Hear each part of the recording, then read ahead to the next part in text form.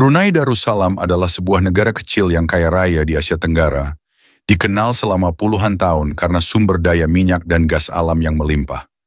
Dari sektor inilah hampir seluruh pendapatan negara bersumber hingga membentuk struktur ekonomi yang sangat bergantung pada hidrokarbon.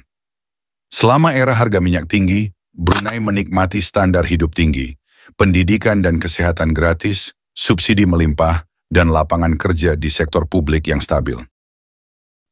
Namun di balik kenyamanan itu, tersimpan pertanyaan besar. Apakah negara sekecil Brunei bisa menghadapi risiko kebangkrutan dalam jangka panjang ketika minyak dan gas habis atau tidak lagi menguntungkan? Ketergantungan pada migas begitu dominan. Hingga kini, sekitar separuh PDB Brunei masih datang dari sektor minyak dan gas. Lebih dari 3/4 pendapatan pemerintah juga berasal dari minyak dan gas. Dan ekspor Brunei, lebih dari 80%-nya terdiri dari komoditas ini, ditambah sekitar 17% produk petrokimia yang merupakan hasil hilirisasi. Data cadangan menunjukkan bahwa Brunei memiliki sekitar 1,3 miliar barel cadangan minyak terbukti dan 16,8 triliun kaki kubik gas alam. Dengan laju produksi sekarang, cadangan minyak diperkirakan habis pada 2040-an, sekitar tahun 2048, sementara gas mungkin sedikit lebih lama bertahan. Namun dunia juga sedang bergerak ke arah energi terbarukan, yang berarti sekalipun cadangan masih ada, nilainya di pasar global bisa menurun. Kondisi fiskal negara pun sensitif terhadap gejolak harga minyak. Anggaran pemerintah membutuhkan harga minyak minimal sekitar $60 Amerika Serikat per barel agar seimbang. Ketika harga turun, seperti pada krisis 2020, defisit anggaran bisa melebar sampai 15% PDB. Dalam 10 tahun terakhir, Brunei mencatat defisit anggaran di 7 tahun. Defisit yang berulang disebut oleh pejabat Kementerian Keuangan sebagai tidak berkelanjutan, terutama karena basis pajak negara sangat sempit. Brunei hampir tidak memungut pajak penghasilan pribadi atau pajak penjualan, sehingga pertumbuhan sektor non-migas tidak otomatis meningkatkan penerimaan negara. Beban belanja negara, terutama gaji pegawai negeri, subsidi, dan layanan publik gratis, selama ini ditopang hampir sepenuhnya oleh penerimaan migas. Meski demikian, Brunei memiliki bantalan keuangan besar. Dana kekayaan negara yang dikelola Brunei Investment Agency diperkirakan mencapai 60-73 miliar dolar Amerika Serikat pada 2024. Brunei juga nyaris tidak memiliki utang publik. Tingkat utang pemerintah hanya sekitar 2% PDB. Tabungan inilah yang selama ini menutup defisit. Jadi, dalam jangka pendek, Brunei tidak mungkin bangkrut.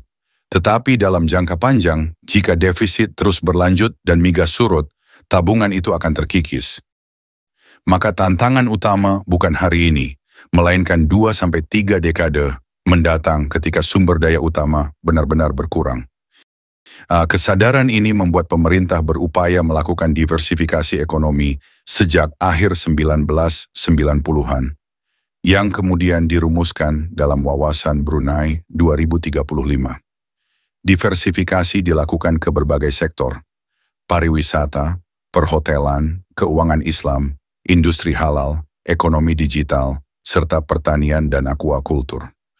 Brunei juga mengembangkan hilirisasi migas melalui proyek besar seperti Hengi Industries di Pulau Muara Besar yang memproduksi petrokimia, serta Brunei Fertilizer Industries yang merupakan salah satu pabrik urea terbesar dunia dengan kapasitas lebih dari 1 juta ton per tahun. Proyek-proyek ini tidak hanya memperluas jenis produk ekspor, tetapi juga mulai mengurangi dominasi ekspor minyak mentah. Pada 2022, ekspor bahan kimia dan pupuk menyumbang sekitar 17,5% total ekspor, jauh lebih tinggi dibanding hanya 1% pada 2010. Selain itu, Brunei membuka diri pada investasi asing dengan insentif pajak, pembentukan zona ekonomi, dan partisipasi dalam perjanjian perdagangan seperti CPTPP. Masuknya investor Tiongkok, Inggris, dan Belanda, serta kerjasama publik swasta dalam pembangunan infrastruktur, memperlihatkan langkah serius untuk menciptakan sektor baru. UMKM lokal juga didorong melalui pembiayaan dan inkubasi bisnis, terutama di sektor kreatif dan digital. Untuk mendukung semua itu, pemerintah memperbaiki pendidikan dengan menekankan kurikulum STEM, pendidikan vokasional, serta program magang seperti e-Ready yang dirancang untuk memberi pengalaman kerja bagi lulusan universitas. Hasil awal dari diversifikasi ini cukup terlihat. Pada 2020, kontribusi nominal sektor non-migas untuk pertama kalinya melampaui 50% PDB. Ekspor non-migas melonjak dari 14% pada 2019 menjadi hampir 49% pada 2020, sebagian besar berkat produk petrokimia. Meski capaian ini menunjukkan pergeseran, sebagian besar masih terkait dengan migas hilir. Sektor pariwisata mulai pulih pasca pandemi, sektor keuangan syariah tumbuh stabil, dan ekonomi digital mulai diperkuat dengan platform pembayaran nasional. Namun berbagai hambatan tetap ada. Brunei adalah negara kecil dengan pasar domestik terbatas, sehingga sulit menarik investasi besar skala global. Tenaga kerja lokal juga relatif mahal dan jumlahnya terbatas, sehingga banyak sektor masih mengandalkan pekerja asing. Birokrasi perizinan kadang lambat, regulasi dianggap kurang luas, dan dominasi BUMN membatasi swasta. Kesenjangan keterampilan lulusan dengan kebutuhan industri tetap menjadi masalah serius. Tingkat pengangguran pemuda mencapai sekitar 17% pada 2023, bahkan sempat hampir 29% pada 2017. Banyak lulusan lebih memilih menunggu pekerjaan pemerintah karena stabilitas dan gaji yang tinggi, meskipun lowongan terbatas. Program seperti e-Ready membantu sementara, tetapi sering dikritik karena peserta tidak diangkat tetap setelah kontrak usai. Budaya kerja masyarakat Brunei yang terbiasa dengan jaminan negara juga membuat kewirausahaan kurang berkembang. Subsidi dan layanan gratis membentuk ekspektasi tinggi terhadap pemerintah. Sementara itu, sektor pertanian sulit berkembang karena keterbatasan lahan dan efisiensi, pariwisata kalah bersaing dengan tetangga, dan manufaktur non-migas menghadapi biaya produksi tinggi. IMF bahkan menyarankan agar Brunei fokus pada diversifikasi strategis, yakni mengembangkan produk-produk di mana Brunei memiliki keunggulan, seperti pupuk, bahan kimia berbasis gas, atau produk niche tertentu, ketimbang mencoba menguasai terlalu banyak sektor sekaligus. Dalam konteks inilah, peran generasi muda menjadi krusial. Generasi ini tumbuh dalam kemakmuran minyak, mendapat pendidikan tinggi, banyak yang menempuh studi ke luar negeri. Namun paradoksnya, banyak yang menganggur setelah lulus.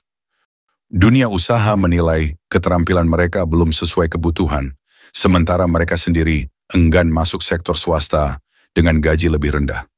Job fair dan pusat penyaluran kerja belum optimal, dan beberapa pengusaha justru memilih pekerja asing untuk posisi tertentu. Hal ini menimbulkan frustrasi. Di sisi lain, sebagian anak muda mulai merintis usaha di bidang fashion, produk halal, atau startup digital. Pemerintah juga melibatkan pemuda dalam forum konsultasi, program kepemudaan, dan kegiatan dialog. Suara mereka di media sosial turut memberi tekanan halus agar pemerintah lebih responsif terhadap isu pengangguran. Generasi muda ini sejatinya memegang masa depan Brunei. Tanpa peran aktif mereka dalam mengisi sektor-sektor baru, diversifikasi hanya akan berhenti di atas kertas.